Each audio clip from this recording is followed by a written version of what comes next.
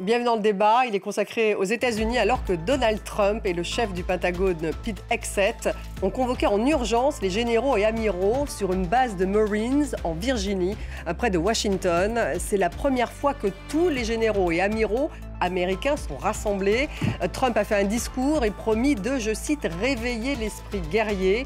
Pour Pete Hegseth, le ministre de la Défense, l'armée doit se débarrasser de décennies de déclin, a-t-il dit, une décennie de politique de promotion de la diversité. Depuis l'arrivée au pouvoir de Trump, une vingtaine de généraux de haut rang ont déjà été démis de leurs fonctions, dont un nombre proportionnellement élevé de femmes ou d'Afro-Américains. Ce rassemblement de militaires de haut niveau a lieu alors que Trump a annoncé envoyer l'armée à Portland, dans l'Oregon, après Los Angeles, Washington et Memphis. Alors quel est l'objectif d'une telle convocation en urgence de ces généraux? Est-ce une guerre culturelle livrée au sein de l'armée ou une tentative de mise au pas de cette même armée? Cela fait-il partie d'une stratégie d'intimidation de la part de Trump? La stratégie de l'armée américaine est-elle en train de changer? Ce qu'appelle Trump l'ennemi de l'intérieur devient-il la priorité? On en parle avec mes invités. J'ai le plaisir d'avoir à mes côtés Cécile Coquet-Mococo. Bonsoir. Bonsoir. Merci d'être avec nous. Vous êtes professeur de civilisation américaine à l'Université Versailles-Saint-Quentin en Yvelines. Nous avons avec nous en direct de New York John-Rick MacArthur. Bonsoir. Directeur de Harper Magazine, le tout dernier Harper. On va voir sa couverture Soldiers of Misfortune, Why the World's Richest Military Keeps Losing Wars. Les soldats de la malchance, pourquoi l'armée la plus riche du monde continue de perdre les guerres. Bonsoir John-Rick et bienvenue donc. Nous avons Reed Brody ce soir avec nous, avocat et ancien substitut du procureur de l'État de New York. Bienvenue à vous. Merci.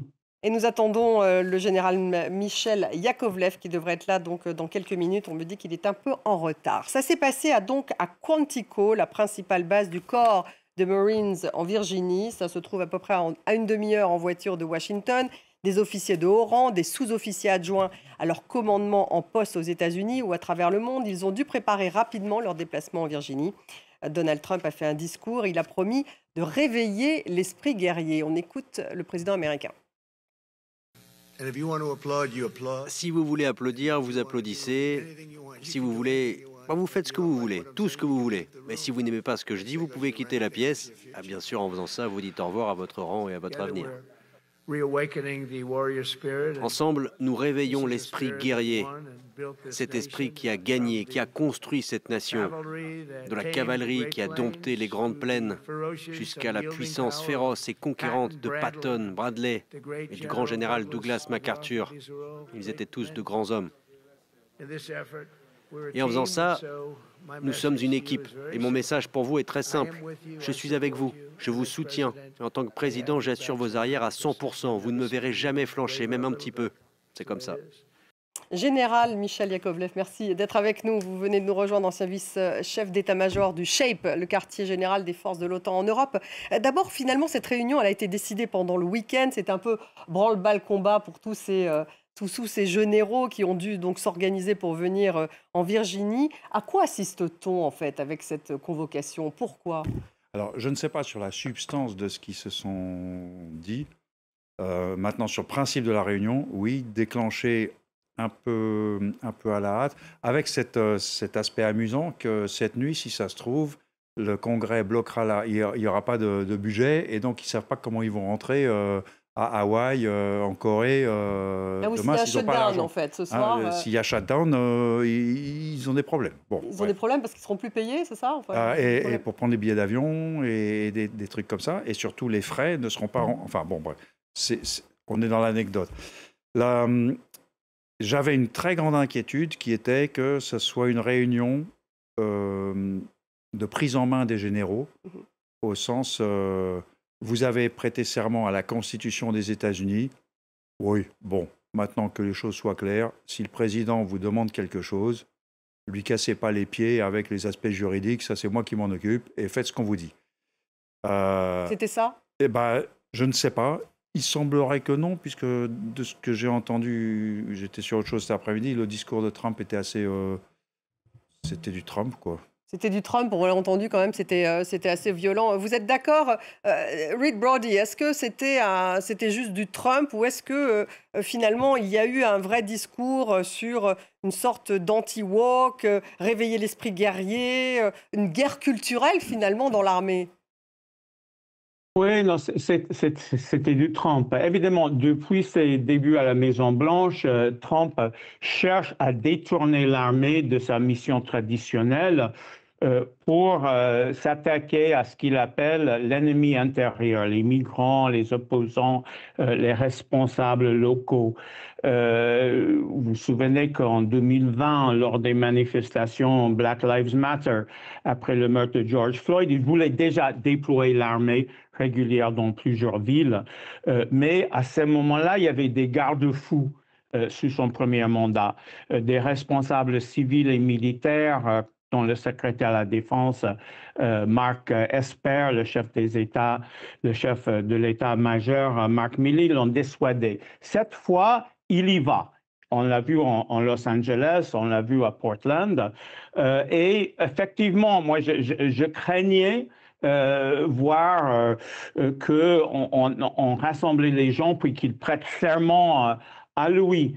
Finalement, évidemment, il a parlé de l'ennemi intérieur. Hegseth a aussi jeté par la fenêtre pas en tel nom, mais des conventions de Genève et des choses comme ça quand il a parlé des règles d'engagement. Mais finalement, il n'a pas donné un autre programme. Maintenant, ce qui était un peu, à mon avis, humiliant pour Trump, vous l'avez présenté. Quand il venait, les gens n'ont pas applaudi. Et il a dit, quand il est entré dans la salle, qu'il n'était jamais arrivé en salle aussi silencieuse. Maintenant, si vous voulez applaudir, vous pouvez. Mais tout au long du discours, il a essayé d'amener des gens à applaudir et ils ne l'ont pas fait.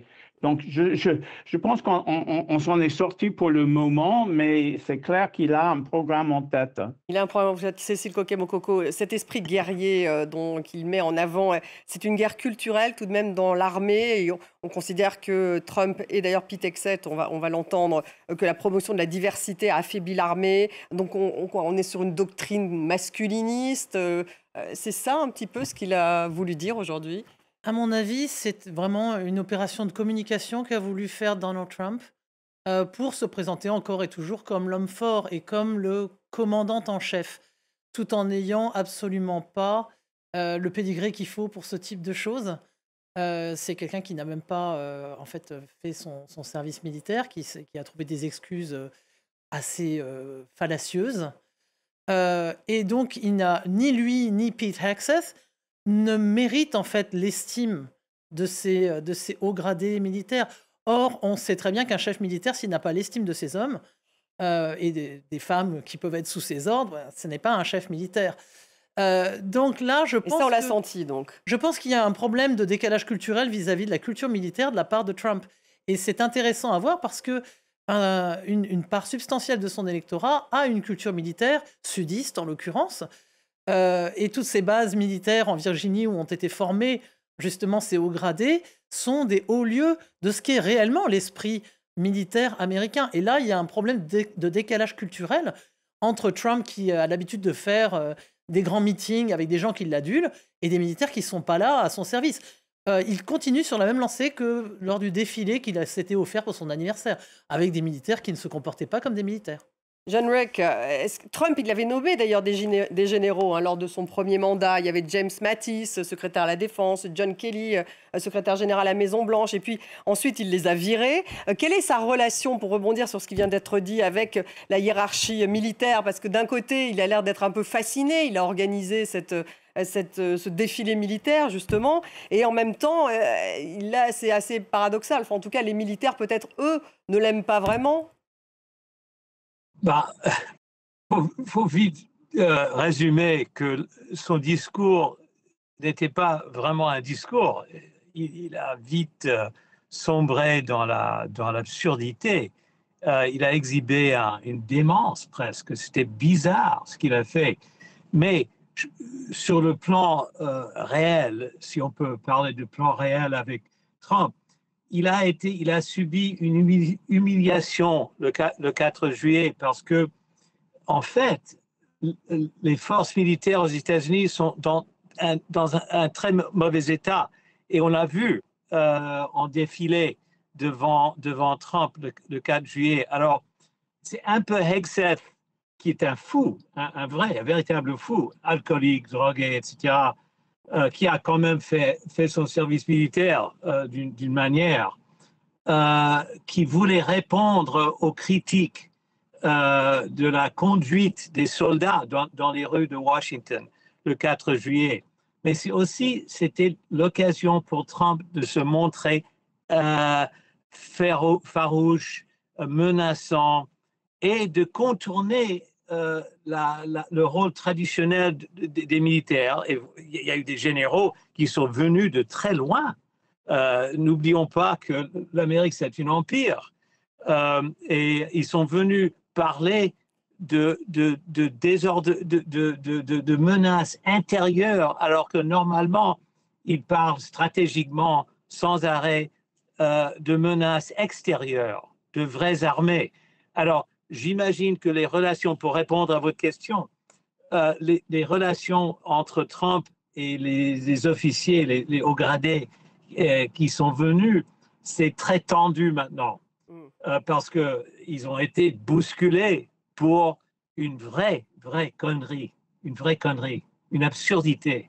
C'était ils ont été insultés par Hegseth. Est-ce que tout le monde est au courant de ce que Hegseth a dit? Il a dit il faut le surpoids des officiers, des hauts gradés américains, c'est une honte.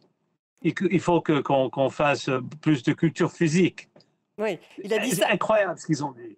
C'est ça, donc c'est intéressant. On va justement l'écouter, Pete Hegseth, parce qu'il a parlé de culture physique. Il a dit que l'armée devait se débarrasser de décennies de déclin, qu'il faut nettoyer les débris de cette armée. On va l'écouter. Cette administration a fait un excellent travail depuis le premier jour pour éliminer les détritus de la justice sociale, du politiquement correct et les idéologies toxiques qui ont infecté notre département, pour se débarrasser de la politique politicienne. Plus de mois de l'identité, plus de bureaux de l'inclusion, plus de mecs en robe, plus de vénération du changement climatique, plus de division, de distraction ou d'illusion sur le genre, plus de déchets. Je l'ai déjà dit et je le répéterai, on en a fini avec cette connerie. Général, alors c'est une façon de les humilier aussi? Il a dit no more beardos aussi, on veut plus de barbus dans l'armée. Oui, alors bon, à la Légion, on aime bien les barbus, oui, ce que je veux dire, donc je vois pas ce qu'il leur reproche. Hein. Voilà, il veut plus de barbe dans l'armée. Ouais, alors le système pileux du soldat, bon bref. C'est quoi? C'est ce mythe de l'armée américaine des années 40 en fait, auquel il fait référence, sans femmes, sans l'armée blanche, avec ses jeunes boys bien rasés de près. Il a ce côté macho, peut-être, mais quand même, les gars qui sont généraux devant lui, hein, moi je connais un certain nombre de généraux américains, on ne devient pas général aux États-Unis par hasard. Et ce sont des gars qui ont de très beaux états de service et qui ont beaucoup travaillé. Ils ont étudié, ils ont un très haut niveau d'études, les généraux américains. Le système est très exigeant. Donc se faire la leçon du guerrier par cette espèce de malotru, qui a fait une petite carrière, il a été major, il a eu le combat. Il était en Irak, il était envoyé en Irak et en Afghanistan. Et de ce que j'ai compris, il a eu des états de service honorables. Mais il va faire la leçon à des gars dont certains pourraient être son père. Il le fait pour des raisons politiques, général, c'est ça, non? Oui, c'est pas convenable. Et dans ce sketch de la réunion des généraux, c'est pas une idée de Trump, c'est une idée de Hegseth. Trump a été mis au courant lors d'une question dans la Maison-Blanche il y a 2 jours, et il a cru que c'était une invitation de généraux et d'amiraux étrangers qui allaient donc venir faire la triple prosternation aux États-Unis. Et donc il a dit, ça se passera bien, il faut être sympa avec ces gars, etc. Et c'est après que, non, en fait, c'est vos généraux à vous, là, c'est vos subordonnés qui vont venir. Ah bon, du coup, il faut peut-être que j'y aille alors. Vous voyez ce que je veux dire? Tout ça, c'est de l'amateurisme total. Donc Hegseth On leur fait une leçon de professionnalisme dans un moment d'amateur. Et juste pour finir sur les DEI, la diversité, l'inclusion, moi j'ai eu une Américaine qui m'a dit quand même 10% de mes mecs, c'est la diversité et l'inclusion. Hein. Donc à la limite, on se débarrasse de la diversité et de l'inclusion, on a perdu 10% de l'effectif déjà. Ben voilà, j'ai regardé un peu les chiffres des minorités dans l'armée, justement, Cécile Coquet-Mococo, 30% de minorités en fait, hein, toutes minorités confondues sont présentes dans l'armée américaine, 20% d'afro-américains, donc effectivement, si on commence à tous les virer, ça fait beaucoup de monde. C'est d'autant plus intéressant que si on regarde l'histoire américaine, un tournant a été le GI Bill en 1944 qui a justement incité un certain nombre de jeunes hommes issus des minorités, parfois issus des gangs, et dont la société ne savait trop quoi faire, à rentrer dans le rang, mais alors littéralement, et à servir leur pays, à avoir une utilité sociale et à avoir aussi des perspectives d'ascension sociale pour devenir propriétaires de leur domicile, donc vraiment accomplir le rêve américain, et aussi pouvoir étudier à l'université. Quand j'enseignais, moi, à l'université de l'Alabama, j'avais au moins un quart de mes étudiants et étudiantes qui arrivaient en treillis certains jours, ou pour lesquels je devais éviter d'organiser des examens parce qu'il y avait des manœuvres. Donc, c'est vraiment toute la question du soldat citoyen que cette opération de com complètement ratée manque totalement. Mais au-delà d'une opération de com, Reed Brody, quand Hegseth dit on va revoir le leadership toxique, on va revoir les recrutements, les tests justement entre hommes et femmes, la guerre se fiche, voilà ce qu'il a dit, la guerre se fiche que vous soyez un homme ou une femme, les critères physiques pour les combats, ça reste les critères physiques, donc vraiment une sorte de retour en arrière, ils vont les mettre en application, on n'est pas juste dans de la com là. Évidemment, il aura par la suite peut-être des programmes. Mais ce qui est dangereux, à mon avis, d'abord, comme vos autres interlocuteurs ont dit, Pete Hegseth, c'est un yes man, c'est un loyaliste. C'est quelqu'un qui ne dira jamais non au président Trump. Il a, dans son discours, il a flatté le président Trump comme le flatte tout le monde. Et pour moi, c'est très dangereux. Le plus dangereux pour moi, c'est la possibilité de l'utilisation de l'armée dans les États-Unis. En ce moment, aux États-Unis, nous vivons un moment de peur. Nous vivons un moment de division. Nous vivons un moment, surtout dans les communautés d'immigrés, des communautés de pauvres aux États-Unis, où les gens ont peur de la descente des services de ICE. Et aussi maintenant des militaires. Trump a dit dans son discours que les villes américaines allaient servir de terrain d'entraînement pour les militaires pour les militaires dans le monde. Donc évidemment, les généraux, même lorsque Trump et Hegseth auront licencié les têtes les plus en vue, la grande majorité des militaires ont quand même des formations constitutionnalistes et s'opposeront à ce que les soldats soient envoyés dans les villes. Mais moi, je pense que c'est un grand danger en ce moment, que Trump va utiliser, moi je suis à New York, hein, on risque d'avoir une maire que Trump appelle communiste. Est-ce que Trump va envoyer les militaires chez nous pour mettre de l'ordre comme il l'entend? C'est un grand risque. Hein? C'est un risque, et puis il en parle. Hein, donc, plusieurs villes, hein, en tout cas, sont dans le collimateur. Donc, il y a eu Los Angeles, Washington, et puis il a ordonné aussi le déploiement à Portland, dans l'Oregon. On va écouter Donald Trump, hein, justement. C'était devant les généraux. Le mode de fonctionnement de notre pays n'était pas réglé sur le mérite, mais sur le politiquement correct. Alors que la raison d'être de l'armée américaine, ce n'est pas d'éviter de choquer les esprits, c'est de défendre notre République. Nous ne serons pas politiquement corrects quand il s'agit de défendre la liberté américaine. Nous serons une machine qui se bat et qui gagne. Nous voulons nous battre, nous voulons gagner. Nous faisons face à une invasion de l'intérieur. C'est la même chose qu'un ennemi étranger, et même peut-être plus difficile d'une certaine manière, car il ne porte pas d'uniforme. John Rick, donc il parle d'invasion de l'intérieur, là, en désignant, j'imagine, les migrants, les immigrés illégaux. Et il parle aussi de guerre de l'intérieur dans ce discours. C'est très fort. Est-ce que vous aussi, John Rick, vous craignez finalement cette guerre de l'intérieur? L'ennemi n'est plus à l'extérieur, mais à l'intérieur, et la volonté de Trump d'utiliser de plus en plus l'armée pour justement lutter contre cet ennemi de l'intérieur, comme il le fait quand il envoie justement les militaires à Memphis ou à Los Angeles. Si on ne parlait pas d'un président aussi désordonné, aussi mentalement désordonné, qui avait un parti politique derrière lui, organisé, j'aurais peur. Mais en ce moment, quand je regarde les visages des généraux et des amiraux rassemblés à Quantico, je me rassure un peu que jamais ces hauts gradés vont suivre les commandements de Trump. Si vraiment il voulait faire la guerre, mais ça, déjà, c'est peut-être une exagération, mais de s'attaquer à un quartier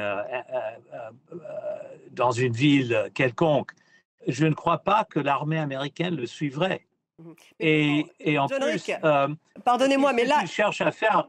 il les envoie déjà. Il envoie déjà l'armée justement dans certaines villes. Mais on a bien vu qu'ils ne font rien, quasiment rien. Ce ne sont pas des flics. Les soldats ne sont pas des flics. Alors ils sont là et c'est peut-être intéressant pour la télévision d'avoir des soldats dans la rue. Mais en termes d'efficacité contre le crime, dans Washington, à Los Angeles, je ne sais pas où, une armée, ce n'est pas la meilleure façon de régler la société localement. Mais c'est un symbole, quand même. C'est un symbole et ça fait un peu peur, mais je ne vois pas un coup d'État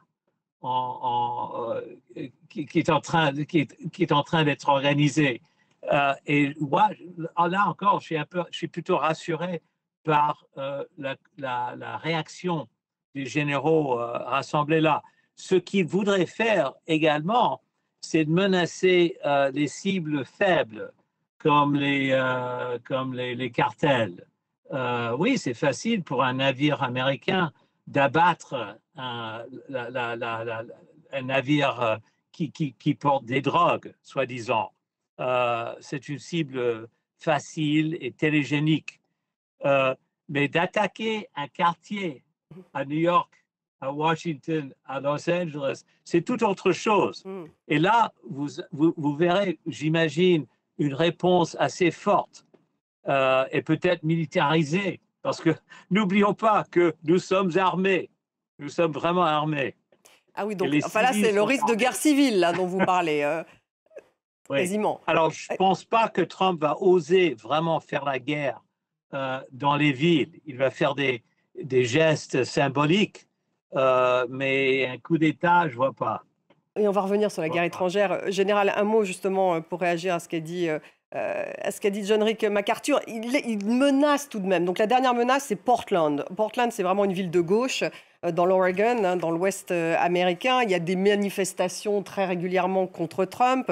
Un mouvement qui s'appelle le No Kings, donc pas de roi. Il y a des tensions autour du centre de détention de ICE, justement cette police contre l'immigration. Et là, vraiment, il menace d'envoyer l'armée. Donc, il y a une procédure contre justement cette décision, mais ça pourrait être possible d'envoyer l'armée à Portland. Oui, le plus grave, c'est qu'il menace d'envoyer l'armée avec des règles d'engagement. En gros, allez-y les gars, quoi. Donc ça, les militaires n'obéissent pas, ça veut dire qu'en fait, ils préfèrent la Constitution à Trump, c'est ça que ça veut dire? Ils peuvent ne pas Ils obéir? n'ont pas le choix de préférer la Constitution à Trump. Ils ont prêté serment à la Constitution. Et comme l'a dit le général Milley, l'ancien chairman, l'équivalent du chef d'état-major des armées chez nous, déjà dans le premier mandat Trump, il avait dit, en gros, honneur vous rappeler que nous prêtons serment à la Constitution et non au président des États-Unis. Et Trump l'avait très mal pris. Donc, il n'y a pas En fait, oui. Il n'y aurait pas de soumission, en fait, à un ordre de Donald Trump. c'est quand... Ils y vont quand même, hein, il ils faut sont quand même obligés d'y aller. reconnaître que l'autorité qui leur donne cet ordre est une autorité, comme on dit en France, une autorité constituée. C'est-à-dire qu'elle est constitutionnelle, elle a été élue, elle a mis en place le gouvernement de façon légale, la chaîne de commandement est légale. Donc, la chaîne qui donne des ordres est constituée, comme on dit en droit français. Après, la question, c'est les ordres qu'elle donne. Et donc, dans le UCMJ, qui est le code de la justice militaire, il y a, comme en France, hein, il y a l'interdiction d'exécuter un ordre illégal. Mm. Et c'est là où Hegseth est dangereux, parce qu'il dit, bon, on arrête les conneries de juristes, là, tous vos avocats, là. Et d'ailleurs, ils ont viré les inspectors general et ils ont viré les juristes. Un grand nombre de juristes, dans les commandements, ont été virés. Donc, ça veut dire que l'examen, quand on reçoit un ordre et que le juriste va voir le chef en disant « Chef, on a un problème là », bah, le juriste, il n'est plus là. Mais donc, ça déstructure bien toute cette C'est organisation. une déstructuration qui est en cours, oui. Déstructuration, délibérée. Réorganisation aussi, puisqu'ils ont quoi? Ils ont déjà viré au moins. Elle est désorganisante, hein, donc réorganisation, non. Mais Non, déstructuration, sûrement. Déstructuration et donc danger, parce que déstructuration. Danger. Un mot là-dessus, Cécile Coquet-Mococo. En parlant justement de Portland, je voulais qu'on regarde un peu les images, parce que là, pour le coup, c'est vrai qu'il y a des affrontements avec les agents fédéraux. Et lui dit que Portland, c'est vraiment devenu une ville de guerre. Hein, c'est ce que dit Donald Trump pour justement y envoyer l'armée. Oui, mais il fait une prophétie qu'il réalise lui-même. C'est-à-dire qu'il il jette un pavé dans la mare, il teste. On n'arrête pas de dire que Trump teste les limites, mais il essaie de voir quelles sont les résistances qui existent encore au sein de la société américaine pour mettre un terme justement à la manière dont il piétine complètement la Constitution. On comprend très bien quand on entend Trump s'exprimer, même si le propos est totalement décousu, je suis complètement d'accord.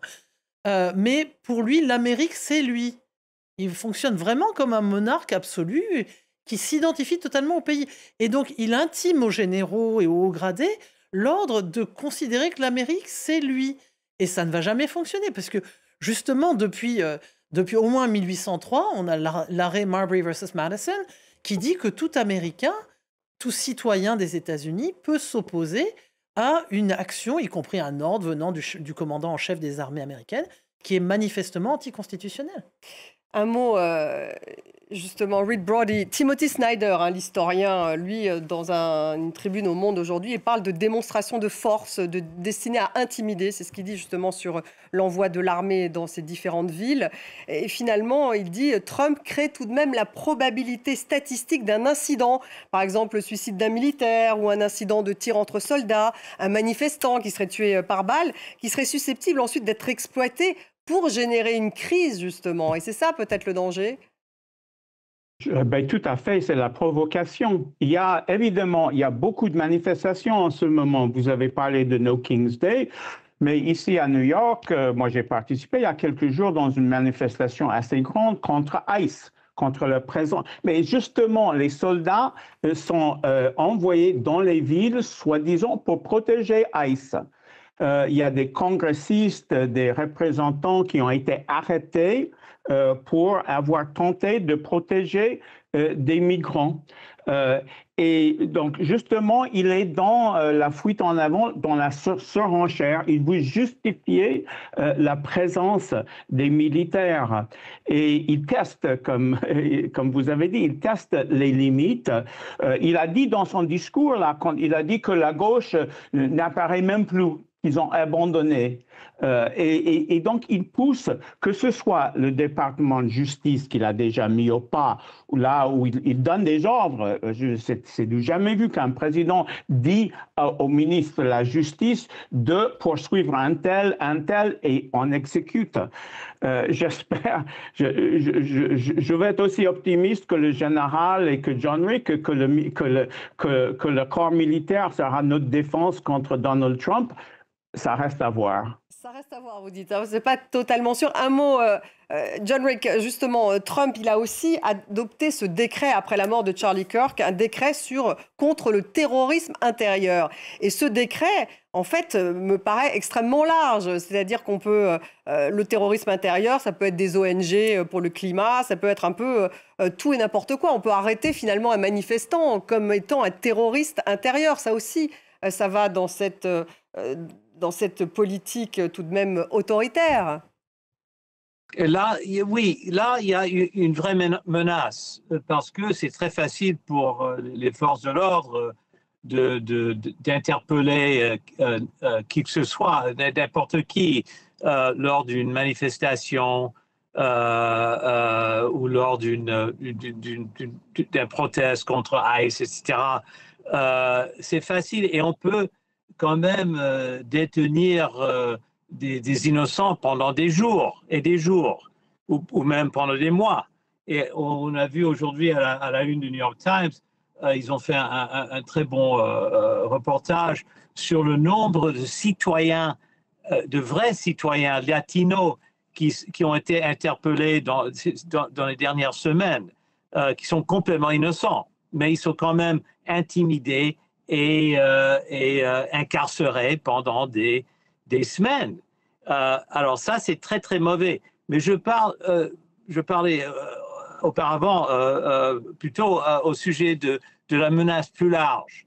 Est-ce qu'il va vraiment essayer de saisir le pouvoir et de s'imposer sur des villes, sur des villes particulières comme Portland, déclarer un état d'urgence? Oui, il pourrait déclarer un état d'urgence à Portland, Oregon. Mais même là, j'ai confiance que les forces de l'ordre à Portland et même l'armée américaine, la garde nationale, va refuser, comme a dit monsieur le général français, ils vont refuser de désobéir à la Constitution. Oui, il faudrait qu'il refuse pour cela. Général Yakovlev, quel impact finalement cette stratégie finalement d'un ennemi à l'intérieur quel impact a-t-elle sur justement l'ennemi de l'extérieur? Est-ce que finalement ça veut dire qu'à force de s'intéresser, de créer cet ennemi à l'intérieur, eh bien finalement on en oublie la Chine, on en oublie les autres? Et on affaiblit finalement son pays face à l'extérieur. C'est une possibilité, mais plus grave pour moi, c'est de mettre tous ces officiers, et pas que les généraux, et de mettre les militaires, dans des situations impossibles. Je vais prendre un exemple. Trump, tout de suite après être devenu président, a dit le Groenland devrait être américain. Bon. Et donc, il a fait des bruits d'envahir le Groenland. Alors, je me souviens qu'à l'époque, on m'avait posé la question et j'avais dit, il parle d'envahir le Groenland et il va le faire avec quelle armée? Parce que, en l'absence d'une déclaration de guerre, et le Groenland, c'est le Danemark, et le Danemark est un allié, en l'absence d'une déclaration de guerre, les militaires vont dire, cette guerre est illégale et je ne la ferai pas. Maintenant, 6 mois plus tard, je suis moins sûr. Parce que c'est quand même les ordres du président des États-Unis et tout. Et par exemple, je vais prendre un exemple, admettons que un avion, un C-17, est en train de parachuter des soldats au-dessus du Groenland et qu'une frégate danoise qui est dans le port tire sur l'avion face à un acte d'agression caractérisé et qu'il y a une frégate américaine à portée. Est-ce que la frégate américaine tirera sur la frégate danoise? Ce sont des cas concrets qui sont l'étape suivante d'une déstructuration de l'éthique et de la conscience juridique des militaires, à commencer par les généraux. Et c'est pour ça que ça m'inquiétait vraiment. Et maintenant, s'ils en ont fait un sketch sans objet, c'est bon. Mais je craignais la réunion à la Hitler en 1935, en rappelant à tous On n'en les est pas généraux, là. c'est moi le chef. Mais cette On n'en est déstructuration, pas là. cette Mais déstructuration, on en est beaucoup plus proche qu'on l'était il y a 6 mois. oui, vous êtes d'accord? Ben oui, c'est quand même assez frappant quand il leur dit vous pouvez m'applaudir quand même, ou vous pouvez juste ne rien dire, vous pouvez aussi quitter la salle, mais à ce moment-là, vous dites adieu à votre grade et à votre carrière. Donc on est toujours dans la même technique mafieuse de la menace, de l'extorsion, de l'intimidation. Et c'est ça qui est inquiétant. Parce que c'est non seulement la rhétorique de Trump, mais aussi celle de J.D. Vance quand il parle sans arrêt de « our people », nos gens à nous, et qui ne cesse de cliver. Donc, si vous voulez, à l'époque de la guerre de sécession, on avait des États esclavagistes qui étaient relativement groupés, voisins, pour cause, puisque le pays s'était étendu de proche en proche. Mais là, on a une espèce d'éclatement. On singularise des villes comme étant des villes soi-disant de gauche, où soi-disant la criminalité est déchaînée, où il faut mettre tout le monde au pas. Mais on ne sait vraiment pas comment ça va se solder en définitive. Sinon, en intimidant les maires et tout le gouvernement municipal et peut-être de proche en proche les gouvernements des différents États fédérés. Alors, l'intimidation, hein, c'est un peu ça, effectivement, l'arme de Donald Trump, Reed Brody. Est-ce qu'il y a une capacité à résister? Donc là, vous parliez de l'armée pour l'instant. Alors d'abord, s'il y a beaucoup de purges, peut-être que ça peut changer aussi. S'il y a beaucoup de purges au sein d'une armée, peut-être qu'elle sera beaucoup plus loyale à Donald Trump. Ça, c'est quand même une possibilité. Et est-ce qu'il y a des endroits où on peut résister? Parce que Timothy Snyder, c'est ce qu'il dit, l'historien. Il faut maintenant résister. Alors on a vu à Portland, par exemple, que... effectivement, il y a tout un mouvement dans la rue qui veut résister à ces décisions de Trump. Et dans l'armée, est-ce que c'est clair qu'il y a une résistance? Je pense qu'il y a de plus en plus de résistance aux États-Unis. C'est vrai que ce moment se singularise par, je dirais même, la capitulation de beaucoup de gens. On a vu les gens de la technologie, on a vu Columbia University, on a vu les grandes firmes d'avocats. Trump, il aime que les gens capitulent. Hein, et je dis à votre audience internationale que c'est la même chose à l'international. Les gens qui flattent Trump, qui pensent que la seule manière de ménager Trump, c'est de le flatter, de l'inviter au Palais Royal, etc. Le résultat, c'est que Trump, il se comporte en dictateur que tout le monde doit flatter. Mais il y a quand même une grande résistance. Je parlais l'autre jour des manifestations contre ICE. Je pense que c'est de plus en plus répandu. Il y aura No King's Day le 18 octobre où il y aura des manifestations partout aux États-Unis. Je pense qu'il y a de plus en plus ce sentiment que c'est maintenant que si que les tribunaux ne font pas de grande résistance quand les cas vont à la Cour suprême, les grandes compagnies se prosternent devant Trump pour avoir des avantages, les grands médias. On a vu avec Jimmy Kimmel, avec Stephen Colbert, que le Washington Post, par exemple, dans le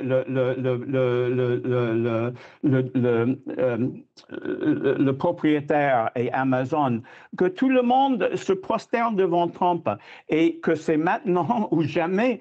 Je pense qu'on est en train...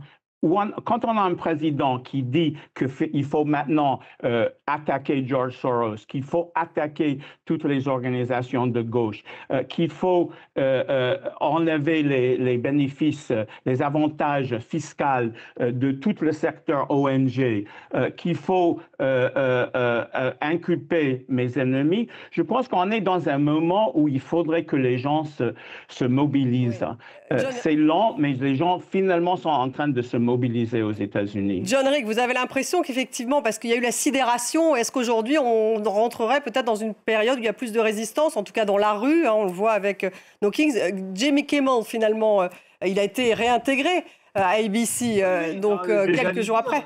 Est-ce que ça, c'est aussi... Il y a eu une grosse solidarité autour de lui. Est-ce que ça commence à jouer, cette résistance ? Oui, ça commence à jouer. Il y a une très importante précision que Kimmel a été restauré par les maîtres de cette énorme entreprise qui s'appelle Disney ABC. Alors, eux, ils ont peur aussi de la réaction, de la réponse qui était assez forte contre la censure appliquée par ABC. Et Kimmel a finalement survécu.